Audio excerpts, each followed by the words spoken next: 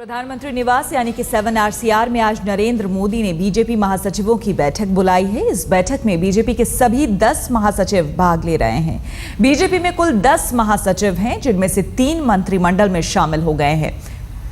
बैठक में गृह मंत्री और बीजेपी अध्यक्ष राजनाथ सिंह भी मौजूद हैं। मोदी करेंगे महासचिवों को सावधान, ये बताया जा रहा है। इस मीटिंग में बम्पर जीत की खुमारी में खो न जाए नेता, इसलिए खास करके ये मीटिंग बुलाई गई है। सरकार के बाद संगठन की मजबूती पर जोर दिया जाएगा, यानी कि जो जनता है उनसे जुड़े रहे कार्यकर्ता, इस पर जोर दिया जाएगा। वाजपेयी सरकार में शामिल हुए थे नेताओं के मंत्री बनने से संगठन हुआ था प्रभावित, तो इसीलिए अहम फेरबदल की भी बात की जा रही है। हमारे संवाददाता संजय शर्मा हमारे साथ जुड़ गए हैं। संजय, इस वक्त बैठक जारी है, जानना चाहेंगे आपसे खास करके किन किन मुद्दों पर बातचीत हो सकती है, क्योंकि जो खबरें आ रही है उसमें बताया जा रहा है कि कोई भी कोर कसर या ढिलाई नरेंद्र मोदी नहीं बरतना चाह रहे हैं। किसी भी लेवल पर जीत हासिल हो गई है, लेकिन संगठन मजबूत रहे, लोगों के साथ कार्यकर्ता, आम जनता के साथ कार्यकर्ता जुड़े रहे, इस पर जोर।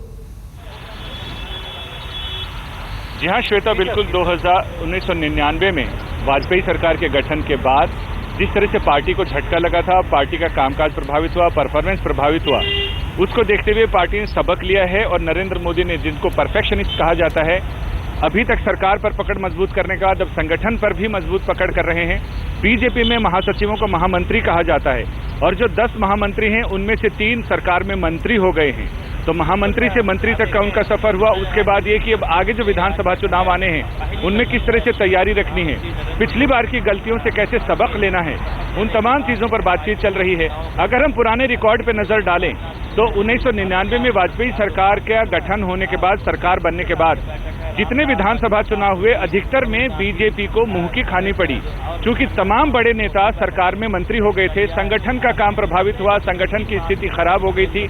लिहाजा अब ये बनाया जा रहा है, ये मंशा है नरेंद्र मोदी की कि संगठन भी मजबूत रहे, सरकार भी मजबूती से चले, दोनों के बीच बेहतर तालमेल कैसे बिठाया जाए। जी बिल्कुल, यानी कि किसी भी स्तर पर कमजोरी नहीं चाहते हैं, ढिलाई नहीं चाहते हैं नरेंद्र मोदी। शुक्रिया आपका संजय जानकारी के लिए।